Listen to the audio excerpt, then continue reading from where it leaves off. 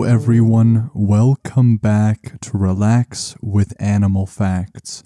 I am Stef Wolfe, and today I am going to be learning with you about our furry, scaly, or possibly even slimy friends. And in today's case, it is definitely going to be a furry friend of ours because we are covering the oh so wonderful opossum.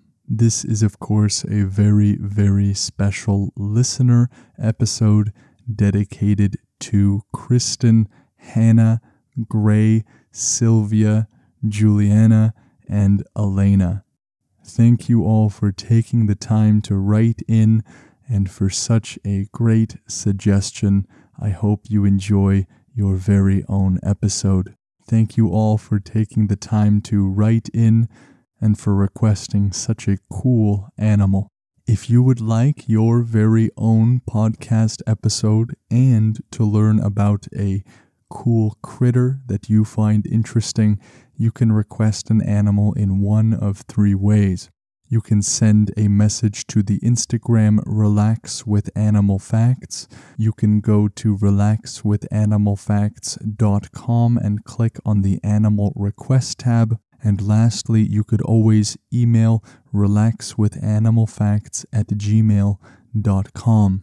I love getting all of your messages and finding out which cool creatures you want to learn about, so don't be shy and be sure to reach out. For those of you that love the show and would like more of it, along with intro-free and ad-free versions of this podcast, there is a podcast Patreon, Relax with Animal Facts. All of the tiers are exactly the same, so however much you give, which can be as little as $1 a month, still gives you full access to series like Mythological Animals, Extinct Animals, all of the super cool series. The way to get there is in the description, or you can just go to patreon.com/relaxwithanimalfacts. I'm just going to say where I got my facts from, and we can get straight into the episode. All of these websites are .com, Farmer's Almanac, Have a Heart, National Geographic, Mental Floss, and Etim Online. All of those resources are in the description, and this episode would not have been possible without their contributions. And now I would like for all of you to notice where you are carrying some tension. Is it in the neck, the head, the shoulders, the arms? Who knows? Maybe you ran a marathon today and your legs are super sore. Regardless of what it is, in my case it is my hands as it always is, we do not really need all of that tension where we are going. Because we are going into the forests where the opossum resides.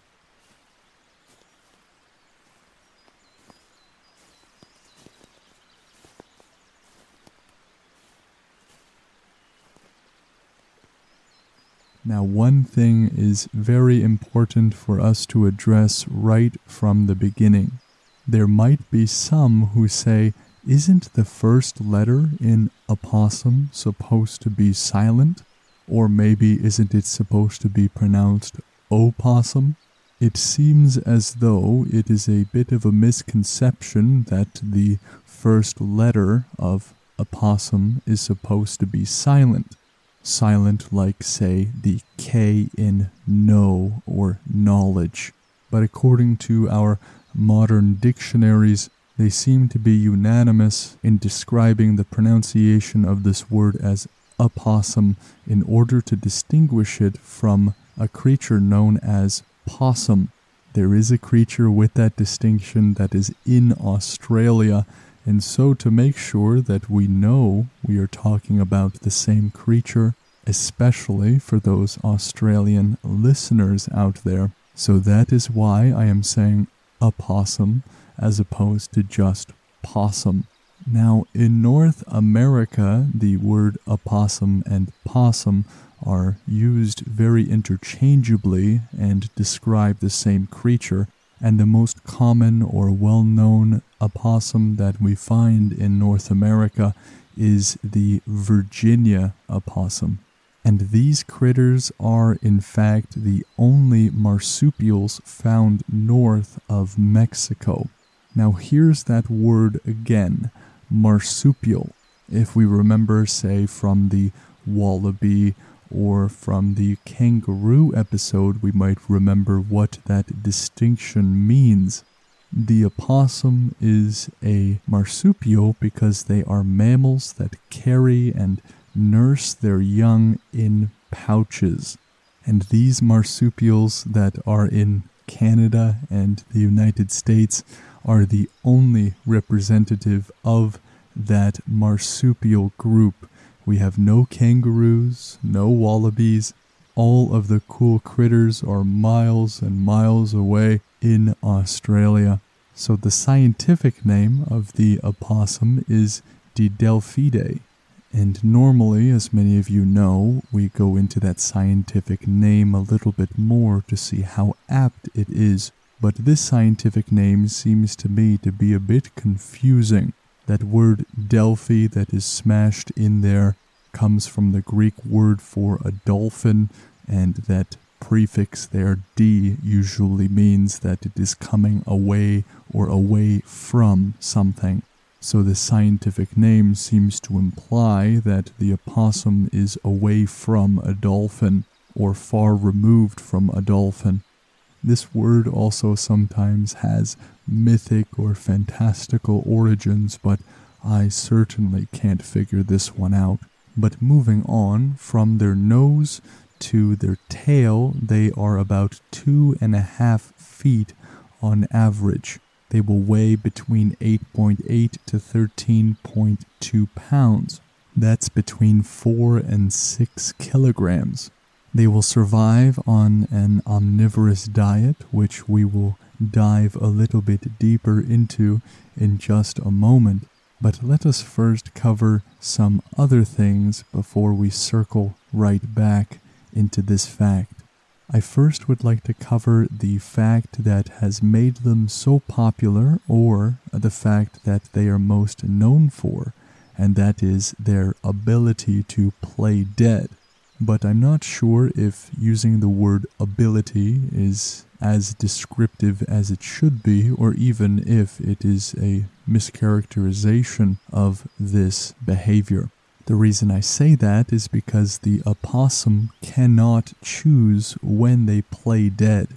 When the animal experiences a very intense fear in the face of impending danger, it will seize up and flop to the ground automatically.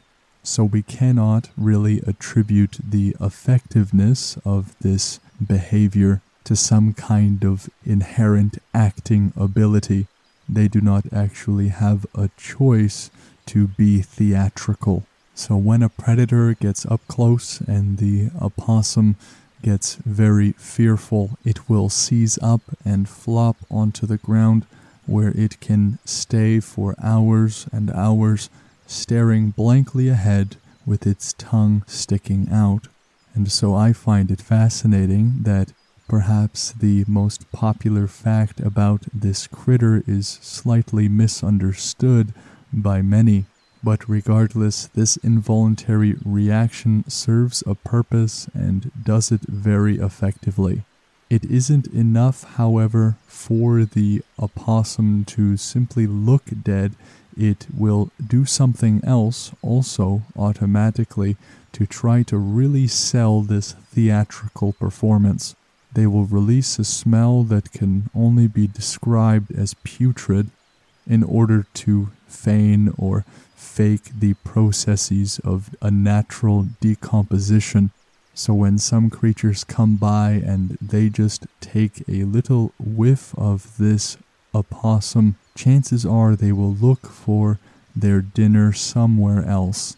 Now, when opossums are on the other side, not as prey but rather as predators, some of their prey will also be helpless in fighting back. That is because they are mostly scavengers. They will visit human homes or settlements to go into garbage cans and containers They also will not turn down the roadkill or carrion that is lying around, in addition to eating grass and nuts and fruit. They will, however, also hunt mice and birds, worms, snakes, insects, and even chickens. So this is what makes them not only scavengers, but omnivores. They have a tolerance for and enjoy eating nuts and fruit, but also mice and insects and birds. I would classify them as something opposite of a picky eater. If there is such a thing as being slightly too open-minded to food, the opossum would fit into that category. Now, included in that insect diet that it indulges in, they are like the tick cleanup crew. They vastly slow down the spread of Lyme disease, eating about 90% of the ticks that attach themselves to them. According to the National Wildlife Federation, a single opossum on average can consume 5,000 ticks per season. So as a general rule, the more opossums that are in your area, the fewer ticks you'll encounter. That does mean you will sometimes have to forfeit your trash can as their plunder. These are the trade-offs of being tick-free with the opossum. Maybe one of the reasons why ticks have so many opportunities to land themselves onto the opossum, of course, as we just learned, to their utter demise, is because the opossum is a very agile creature. They will try to go anywhere and everywhere. They are world-class tree climbers with very sharp claws, opposable thumbs on their hind feet, and a tail that is prehensile that will allow them to go onto the trunks and hang onto branches. That word prehensile refers to the ability to grip. So not only do they have opposable thumbs on their hind legs, they have a fifth sort of grappling appendage with their tail. It seems that they love trees so much that they often also nest in tree hollows. Now, besides being very tough when it comes to ticks, they are also tough when it comes to snake venom. They are immune to the majority of snake venom. The only exception to this immunity is the coral snake, but to virtually every other type of snake that is found in their native range, they are totally immune. Without the sting of venom, the snake becomes a quick meal for the opossum. Let's talk about their communication. As you heard at the top of the show, they do actually make noise.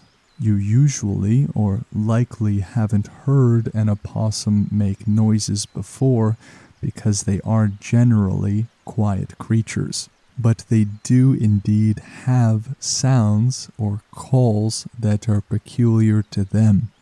Young opossums, for example, will make sneezing sounds or a soft choo-choo sound, as if, I suppose, they were a little chugging train, and they will often make these noises when calling out to their mother. The mother will then respond not really with a choo-choo noise, but with something more of a clicking. There is also one final communication, and that is one of saying back off. When an opossum is threatened, it will sometimes hiss or growl. Now we say that they may do this because the other option sometimes is an automatic shutdown into playing dead. So I imagine that if you are hearing a hiss or a growl, it means that they are not too stressed about the situation and think they can handle it just fine. The last fact before we move on to the name portion of the episode is that they are not only omnivorous and exemplify a scavenger kind of diet, they are also nocturnal. To be nocturnal is to be the opposite of diurnal. Diurnal refers to creatures that are awake mostly during the daytime. They hunt and do all of the rest of those things with the sunshine and sleep at night. Nocturnal creatures will do the opposite. So the opossum will be thriving in the nighttime and sleeping mostly during the day. Now let us go to the final fact of the episode, which is the name. Where does the name opossum come from, or what does it mean? So the name opossum was applied specifically to this creature around the year 1600, and it comes from an Algonquian word, opossum, which is sort of an adaptation, but is equivalent to a Proto-Algonquian term that means white dog. So we can see just by looking at this critter how white dog came to be a natural distinction for them. And now let us move on to the review portion of the show. This is where I read a review from a very special listener out there. And in today's case, this review was written by Beck Trek, who wrote in all the way from the United States of America, where of course the opossum resides. And Beck Trek writes, "My name is Beck and I am 23. I am from the United States and love to listen to your podcast while I am coloring at night. I'd love to learn more about dolphins. Happy trails." Happy trails to you as well, Beck. Thank you for taking the time to leave such a kind review. I am so glad that you can join me in the seas and on the mountains. We just have to make sure that when we're in the oceans, you bring maybe a Ziploc bag, because coloring there might be a bit challenging. In terms of the animal suggestion, the dolphin has actually already been covered, but only in a general way. If there is a specific kind of dolphin, or even if you have another suggestion, feel free to reach out to the show. All of you, including Beck, can reach the show by sending a message to Relax with Animal Facts on Instagram by going to relaxwithanimalfacts.com and going to the Animal Request tab, or you could always send an email to relaxwithanimalfacts@gmail.com. As a listener did last week, and as Beck did this week, I suppose you can also request your animals through reviews. That is also possible. Now, if you want to continue this trek into the forest, but perhaps to see creatures that have not been on the planet for some time, you can join me on the Extinct Animal mini-series that is currently going on the Patreon, Relax with Animal Facts. I hope to see you all there so we can continue going deeper into this forest. Thank you all for joining me for this podcast episode. I am so glad that we got to cover the opossum. I hope you will all join me on the next podcast episode with the next animal. Take care.